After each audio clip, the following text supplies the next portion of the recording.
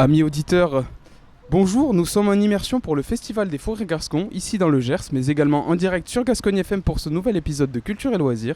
Une émission qui promet d'être animée car aujourd'hui, à l'occasion de cette deuxième édition du festival, est avec nous dans les 107.3, Monsieur Michael Montadir. Bonjour Michael, comment ça va ? Ça va très bien, merci. Merci encore pour l'invitation, je suis très flatté. Merci Michael d'avoir accepté notre invitation ici sur Gascogne FM. Tu viens pour jouer la première partie. Alors, pour être très franc, on devait faire une session qui a dû être annulée.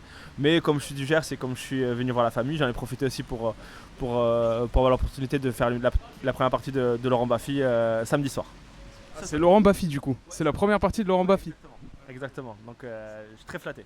J'allais moi du coup en fait parler de ton spectacle, bon même si tu n'as pas pu le jouer du coup. Ça parle du spectacle, c'est Séduction, c'est ça oui, on est bien d'accord. C'est bien le spectacle donc Séduction. Sans trop entrer dans les détails, dans ce spectacle tu parles sans doute de tes multiples expériences que tu as eues. Oui, ouais, forcément ma vie est, on va dire, l'inspiration forcément. Enfin moi en tout cas ça fait partie de mon inspiration, un peu l'histoire de ma vie et comme c'était, je fais pas partie des standards classiques où à 40 ans ou presque être marié, avoir des enfants, le crédit pour la maison. Je suis un petit peu à l'opposé de tout ça, mais je voulais quand même décrire c'est pas une façon de vivre, mais en fait je le prends pas comme une punition, mais c'est comme ça et ça n'empêche que je peux être quand même hyper heureux dans ma vie. Et voilà, et forcément à mon âge j'ai fait quand même pas mal de rencontres et il y en a qui sont assez rocambolesques et c'est pour ça que j'avais envie aussi d'en parler. C'est bien d'en parler du coup avec humour. Tu as répondu à la question, c'est parfait. Comment, dans ta phase d'écriture donc, de ce spectacle, comment tu as réussi à mettre en relation, on va dire, ton rôle de comédien déjà connu, parce que tu as quand même une certaine notoriété en France ou quoi, avec ta personne, avec toi-même. Comment tu as réussi à dissocier les deux ? Justement, j'essaie de ne pas les dissocier pour être le plus naturel possible, le plus sincère. Je pense que dans ce métier, ce qui fonctionne beaucoup, c'est pas forcément jouer un rôle, mais être soi-même. Et plus t'es toi-même, et plus t'auras plus de facilité à vendre déjà ce que tu dis et à être crédible. Donc ouais, non, moi franchement, j'ai jamais vraiment fait de différence entre ce que je suis sur scène et ce que je suis dans la vie. Ça à quelques petits détails près, c'est ce que je suis, quoi. C'est bien, au moins tu t'y retrouves et le public s'y retrouve aussi, tu vois, c'est une bonne chose, c'est cool. On va passer à la question suivante. Donc initialement, bon, il était prévu que tu joues à Auch, c'est ça, hein, pour ce dimanche 27 avril, au Dôme de Gascogne, donc aux côtés de Douli, Nordin Ganso. Et il y avait aussi Jason Brokers dans le gala de clôture.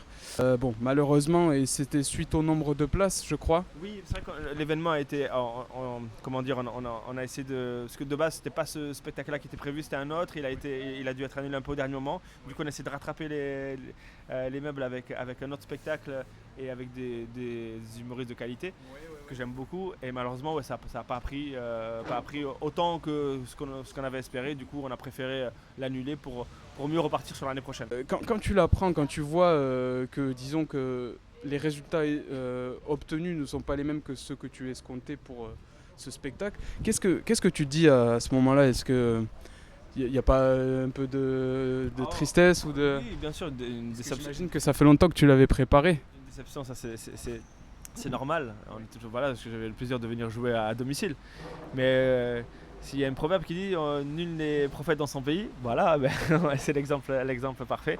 Voilà, après, même en disant ça, je ne sais même pas si les gens ont conscience qu'ils ont un humoriste qui est dans le milieu artistique depuis pas mal d'années et qui est de Auch. Je pense qu'il y en a beaucoup qui en sont conscients. Après, c'est vrai que je ne communique pas dessus, non, je ne martèle pas les gens non plus avec ça. Donc c'est vrai aussi que c'est... Voilà. Mais oui, j'étais un peu déçu, mais bon, je sais que c'est que partie remise. Sur le coup, voilà, je suis un peu mauvais perdant, donc oui, je râle un petit peu. Mais je sais qu'il y aura d'autres opportunités, et j'en suis certain, donc on relativise très facilement après derrière. Ça pourra te laisser plus de temps pour toi, pour te reposer, peut-être prendre plus de recul et avec tout ce qui se passe, avoir d'autant plus de choses à dire. Exactement. C'est génial. Du coup, ce qu'on disait, voilà, donc Michael, toi tu es originaire donc, de la ville d'Auch, hein, c'est ça, hein. Donc nous avons notamment pu te voir donc, au sein du Jamel Comedy Club ou encore au Paname Café à Paris, au Paname Art Café à Paris. Donc ça fait maintenant quelques temps que on te voit plus au Jamel Comedy Club, peut-être comme avant quand on te voyait sur la chaîne YouTube, etc. À titre personnel, est-ce que toi, c'était volontaire de te couper de tout ce côté médiatique par rapport au Jamel Comedy Club ou ça s'est fait en fait comme, Ouais, comme c'était. ça s'est fait de façon comment dire naturelle, voilà, dans le sens où être au Jamel Comedy Club, c'est quelque chose de très marqué.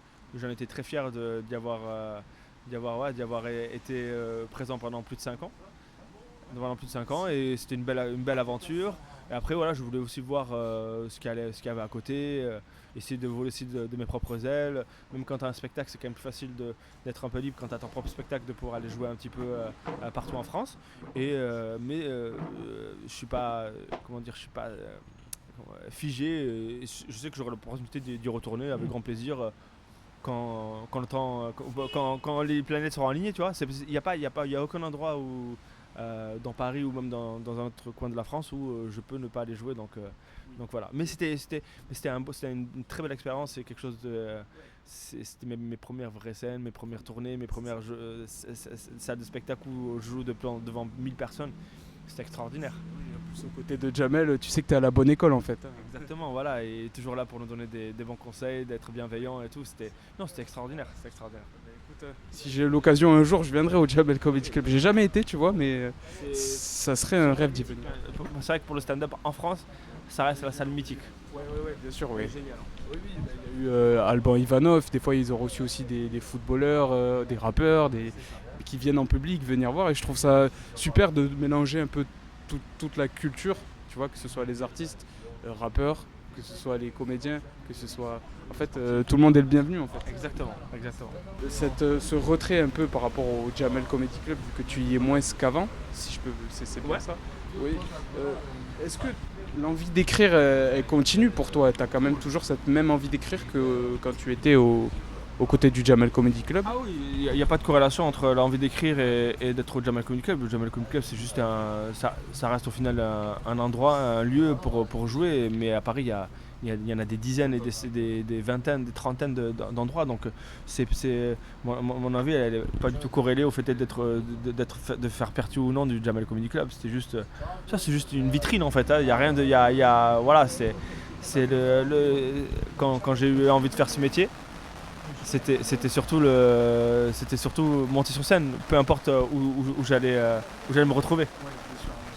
Bah, écoute, Michael, afin de clôturer en beauté cette émission, j'avais sur mon téléphone quelques photos et je voulais te montrer pour que tu me montres, que tu me dises ce que ça t'évoque, si tu es d'accord. Je vais les sortir. Ah bah écoute, voilà. Alors moi qui te suis depuis le Jamel Comedy Club, j'ai regardé donc forcément tes tout premiers sketchs. Et donc tu as fait un sketch à un moment donné où tu faisais partie de l'émission Il n'y a que la vérité qui compte. Oui. Ça remonte il y a très très longtemps. Ok. Alors je vais te montrer l'image. Est-ce que tu peux me dire ce que ça t'évoque? Parce que tu avais réagi. Alors là c'est assez spécial ce que je demande parce que là je te fais réagir à une vidéo de toi qui réagit à une vidéo de toi. Tu vois, c'est un peu particulier. Qu'est-ce que tu dirais au Michael de ces différentes époques? Parce qu'il y a eu forcément des évolutions positives, des progrès, des rencontres. C'est vrai qu'avant de faire cette émission-là, j'ai beaucoup hésité parce que c'était une démarche vraiment sincère. Et c'était le seul moyen que j'avais de retrouver en fait pour l'émission, juste à la synthétiser en 2 secondes, je l'ai fait pour retrouver une nana pour laquelle j'ai eu un coup de cœur. Et c'est vrai que j'arrivais pas à la retrouver depuis plusieurs semaines et je me dis je vais essayer d'avoir tous les moyens pour essayer de la retrouver. Et le dernier qui me restait, c'était l'émission, mais sans penser qu'ils allaient me solliciter pour faire l'émission. Et mon histoire les a touchés et du coup ils se sont pris comme défi de retrouver la nana et de venir d'enregistrer l'émission. Et je me dis, waouh, je vais passer devant toute la France pour m'afficher. Est-ce que je le fais pas? Et après, j'avais tellement envie de savoir s'il y avait la possibilité avec cette nana-là que je me dis, peu importe ce qu'on allait me dire, je voulais y aller. Et au final, ça a fait un beau sketch d'autodérision dont j'en suis très fier au final. C'est super, c'est super. C'est bien d'avoir cette autodérision, surtout, tu vois, quand tu es dans le milieu de l'humour comme ça, tu sais que voilà, bon, il y a des critiques, etc. Mais bon, la plupart, c'est positif. Hein. Je pense que les gens sont bienveillants pour la plupart du temps. Ouais. Mais c'est bien comment dire, d'avoir cette autodérision, ça permet de se préparer un peu aux critiques et de montrer qu'on est plus fort que ça. Exactement. C'est ça un peu la force de l'autodérision, c'est de s'auto-allumer avant que les autres puissent le faire pour qu'ils ne puissent rien dire derrière. Michael, cette émission est désormais terminée. Moi, j'ai passé un super moment et c'était un plaisir donc, de te recevoir dans Culture et Loisirs aujourd'hui. Sur une échelle de 1 à 10, en toute franchise, Michael, à combien noterais-tu cette interview? Ouais, elle était géniale, merci. Tu m'as fait moi, j'adore la nostalgie. Donc, déjà, on est dans un bel endroit pour faire on est 10 sur 10 au niveau de l'endroit. Voilà. 10 sur 10 au niveau des questions que tu m'as posées parce que voilà, sans faire le mégalo, c'est toujours cool quand on parle de ton travail. Et voilà, et tu m'as bien accueilli, donc merci encore pour l'invitation, Naël. Plaisir, Michael. Avant de se quitter, je voulais juste savoir si peut-être tu avais un dernier message à faire passer aux auditeurs de Gascogne FM qui nous écoutent. Allez, sortez, écoutez, vous avez l'opportunité d'avoir un super festival qui est mis en place depuis sa 2e année. Profitez-en, franchement, il y a tellement peu de choses ici dans le Gers au niveau de l'humour. Donc voilà, moi forcément je prêche pour ma paroisse parce que voilà, j'adore cet univers-là et en vrai qui n'aime pas rire. Donc profitez-en, allez voir les spectacles, c'est super important, que ce soit pour les artistes, mais même pour vous, vous allez voir que vous allez découvrir des nouveaux talents qu'on voit pas forcément à la télé. Et ils viennent à vous, donc c'est cool. Vous n'avez même plus besoin d'aller à Toulouse maintenant. Voilà, donc voilà, profitez-en, faites-le vivre le plus possible pour que ça continue et qu'on revienne avec d'autres artistes. Super. Merci beaucoup, Michael. Merci à vous, chers auditeurs de Gascogne FM, de nous avoir écoutés. C'était Naël et Michael pour Culture et Loisirs dans les 107.3. À bientôt.